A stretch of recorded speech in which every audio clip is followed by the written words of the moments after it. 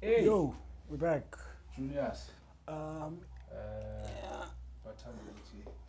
Incoming press death. So let's born. 5 days left.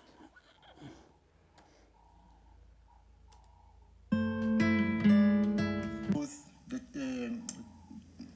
the judge president and Commissioner JSC drew me to what I'm going to ask you. Is Julius racist?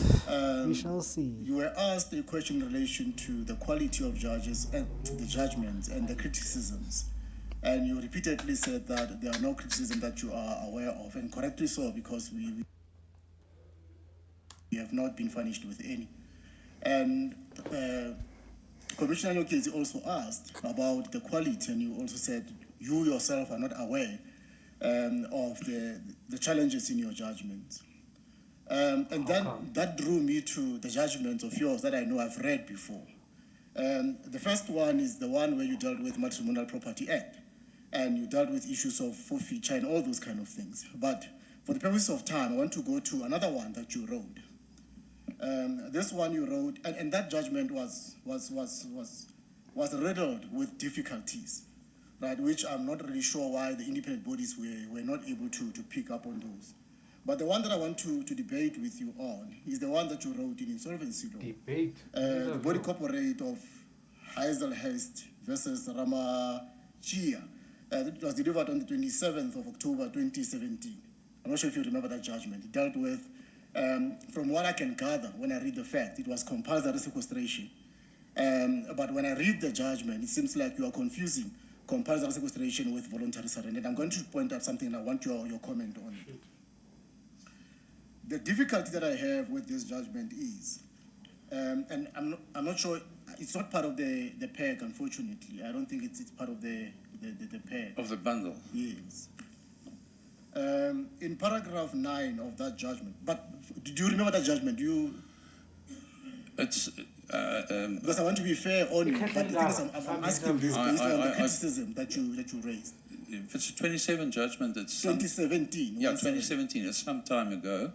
I've had a couple of insolvency matters which I heard. Wait, so no, judge about the retirement age, ne? Fuck. I don't recall. But can I just point out? Yes, you can. The issues with were previously lawyers and arbitrators. I know that, but I would have assumed that if you're holding public office, they have 65 as a judgment. No, they don't. In response to your response in relation to the quality of your judgment. Yes, please. In paragraph 9 of that, in paragraph 9 of this judgment, what you first do, you speak about the acts of insolvency, and you list about 5 of them. And when you start speaking about acts of insolvency, you give an impression that you are dealing with compulsory sequestration. In other words, what you are dealing with here is compulsory sequestration. And once you have outlined these, in the following paragraphs, you don't even deal with any of these acts of insolvency and what or which one of them is actually applicable in this case. And there is no reasoning in relation to the requirements of compulsory sequestration and as to why the person who is being sequestrated in this particular matter meets those requirements. And that is the first flaw that I found in this judgment. But apart from that, you confuse issues. In paragraph 21 of that judgment, you say something that is quite surprising. You speak about somebody making a notice to surrender their estate. And if you start saying somebody surrendering their estate, you moved away completely from compulsory sequestration. You are now dealing with voluntary surrender. And that is the second issue that I have with this judgment. That shows, one, confusion in relation to the area of law. But secondly, lack of attention in relation to the research that is needed to actually get into the reasoning and the order that you're going to give. But the third fundamental challenge with this judgment is the language that is used. In paragraph, you can just bear with me just for a second. In paragraph, I think 20 of the judgment, the language, the sentence construction that is used there, and when you read the entire judgment, and I mean it's unfair because you don't have that judgment, you can see. But I just want to say that this judgment and the judgment that I referred to, it has similar sort of things that come out of them, where you rely on the law, not the law in terms of cases, but the law in terms of the statute itself.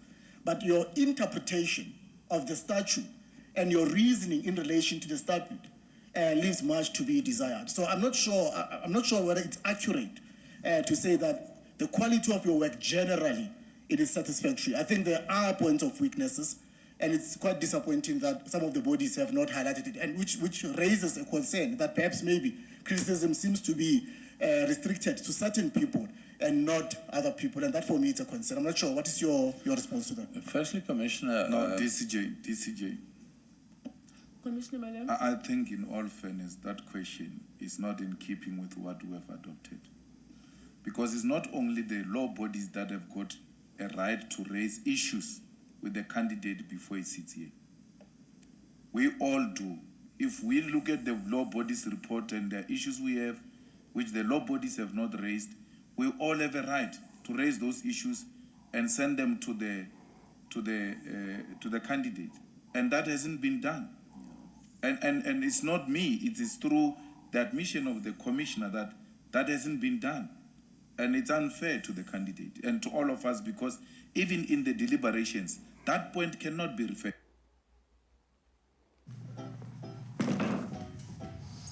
What's up? Hi, Jira. We brought you here today to let you Be referred to, since it has not been canvassed. Thank you, Commissioner Malema.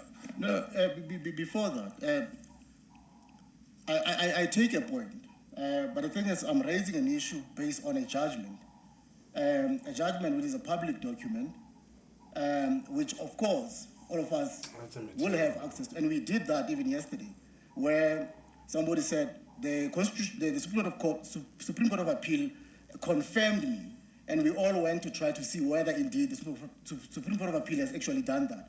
So the question that I'm raising is in relation to the judgment that the candidate actually authored. So it's not about the bodies or any other person criticizing. So it's my criticism to the candidate. So it's not really about anyone else. It's my criticism as the commissioner to the candidate. Thank you. I hear you, Prof. But look, the judgment you say was written in 2017, and he has written dozens of other judgments since. So it may actually, I'm trying to put myself in his position, and I'm thinking, out of all the judgments I've written, if I were asked on a judgment I'd written 5-6 years ago, I accept that. It might be difficult, but the Advocate Olan Muta looks ready to answer. I don't know what he was going to say. Let's hear from him. If you feel that the question is unfair, you will say. Before that, DCJ, let me just say this. I understand that. I said the question was based on the assumption, or the saying that there's never been a critique in my judgment. Then he went further and said, I am not aware of any challenges in my judgment. So I was asking on basis of the second link, I am not aware. So I was raising that on that aspect. Can I just ask for clarity if this judgment was appealed against? No, it wasn't. It wasn't. All right. If I might... He remembers this shit. Oh, fuck. No, but I don't think it's... I don't think it's that hard to... It's unfair. There's no preparation for it. Lo uthule ngathi And vela he akukhumbuli. has no copy. Lo uthule ngathi akukhumbuli. Kanti uyazi. Say igagu manje. No, but he appealed, you would remember an appeal that was made on a certain judgment. The Chief Justice respond to that, and I would like to thank I Commissioner think Malema for that. I think, Vele, you can't expect me to know something that I wrote 6 years ago. Yeah, it is an ambush question, and I cannot respond to that because I don't have it before me. I've never said that I never made a mistake in any judgments. I said, in overall, I am not aware of criticism. And if this is a valid criticism, I would have expected, and in all fairness to all candidates, not only for me, but all the candidates who come here, is that you have in advance that criticism circulated you so that you can be prepared. That is as far as I would go. I cannot comment on that. But a last thing is, if it was 2017, yeah. Stupid shit like this that I hate. Because you have law graduates who are literally holding protests about our sevens. Meanwhile, you are interviewing someone who's in their 50s, 60s, 70s. No, he's probably late 60s or early 70s. But that's my problem. You can't be giving a job, especially a judge, because judges, they earn their salary for their entire lives. And then teachers in class are gonna say graduate, they're gonna say people are not skilled. Unemployable. They're unemployable. As if I'm saying like for the back train, but that's a story for another day. Yes, I would agree in general that the quality of my writing of 2015, 2016, 17 is not as good as it is today because. You know, find these. It's Specsavers.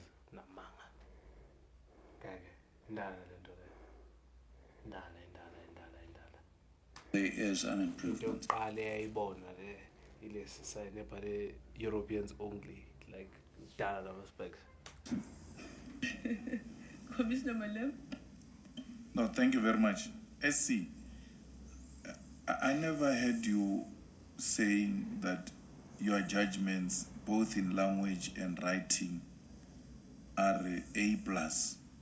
No, I didn't say A+. I said I don't have serious comments, criticism. Yes, I heard you saying from the law bodies, and that question came from the JP. Yes. There hasn't been serious criticisms from that end. And that doesn't mean there won't be typos and all of that, because you just told us that English is not your first language.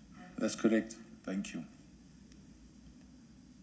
Thank you, Commissioner Malema. Any further questions, colleagues? Coke. Why in class? What's going on? What class is it? Yo, there was Malema. Wow, okay. So wait, I'm JSC interviews that is always a part of. Is it only Mpumalanga ones? No, this is national. Oh, it's national. Oh, it's national. No, MP is member of parliament. Oh, member of parliament. Yeah. Okay, I thought it's Mpumalanga, but no, okay. National. But why him though? It's parliament work. Yeah, but he's like the most prevalent person I've seen from parliament on up. Yeah, it's in parliament in a committee, in a sector.